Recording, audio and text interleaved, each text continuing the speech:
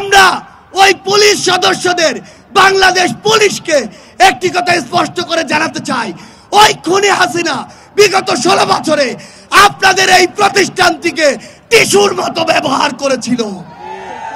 যখন প্রয়োজন হয়েছে, যেভাবে প্রয়োজন হয়েছে আপনাদেরকে ইউজ করেছে। আর দিন শেষে যা আত্মসম্মান গিয়েছে, যা মর্যাদা গিয়েছে, আপনাদের গিয়েছে, আপনাদের পোশাকের গিয়েছে।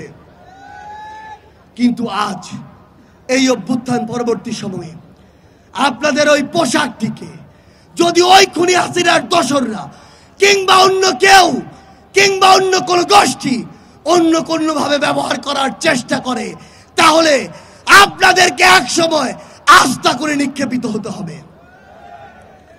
বাংলাদেশ সেনাবাহিনী 2009 সালে তাদের যে ইমেজ, সেই ইমেজটি হারিয়েছে। ওই বিডিআর হত্যাকাণ্ডে যখন তাদের অফিসার ভাইদেরকে হত্যা করা হয়, তারা নিশ্চুপ ছিল ওই খুনি হাসিনার চক্রান্তে, খুনি হাসিনার হুকুমে।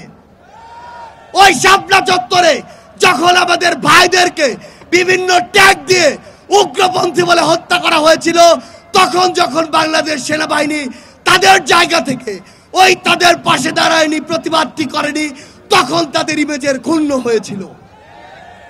2024 সালে ওই কারফিউ দিয়ে খুনি হাসিনা যখন মসনদে টিকে থাকতে চেয়েছিল, তখন সেনাবাহিনী রাজপথে নেমে তাদের ইমেজের ক্ষুণ্ণ করেছিল।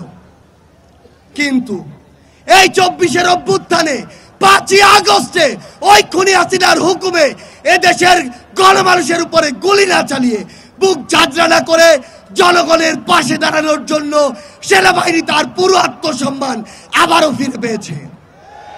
কিন্তু আজ আমরা বাংলাদেশ সেনাবাহিনীকে শ্রদ্ধার জায়গায় রেখে একটি কথা স্পষ্ট করে বলতে চাই, ওই খুনি হাসিনা কিংবা তার দোসর কিংবা ভারতের কোনো দালাল কিংবা কোনো এজেন্ট যদি আপনাদেরকে ব্যবহার করে বাংলাদেশের মানুষের কাছে আসার, বাংলাদেশের মানুষকে আপনাদের মুখোমুখি করার বিন্দুমাত্র চেষ্টা করে, আমরা আপনাদেরকে আমাদের জায়গা থেকে বলে দিতে চাই, আহ্বান করতে চাই, এই চেষ্টা যেন সকলেই আমরা একসাথে প্রতিরোধ করি।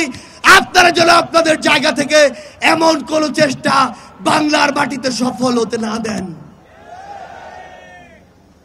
আমরা স্পষ্ট করে আমাদের জায়গা থেকে বলে দিতে চাই, বাংলাদেশ সেনাবাহিনী সহ বাংলাদেশের যে কোনো প্রতিষ্ঠান যারা জনগণের দাবির সাথে থাকবে, জনগণের সাথে থাকবে, দেশের সাথে থাকবে, তাদের সাথেই শুধু জনগণ থাকবে। বাকিদের অবস্থা হবে ওই খুনি হাসিনার মতো।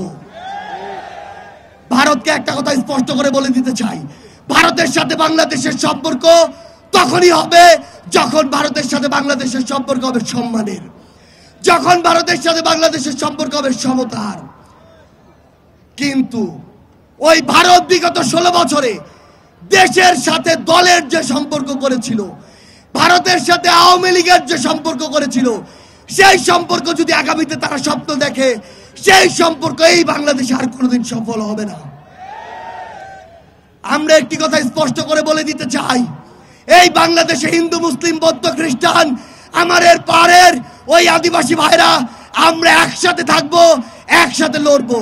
কিন্তু কোন ধর্মের নাম করে, কোন জাতির নাম করে কেউ যদি আমাদের মধ্যে বিন্দুমাত্র কোন উগ্রবাদী চিন্তাধারা, উগ্রবাদী চক্রান্ত করার চেষ্টা করে, সকল ধর্মের যোদ্ধারা আমরা একসাথে তাদেরকে প্রতিহত করব।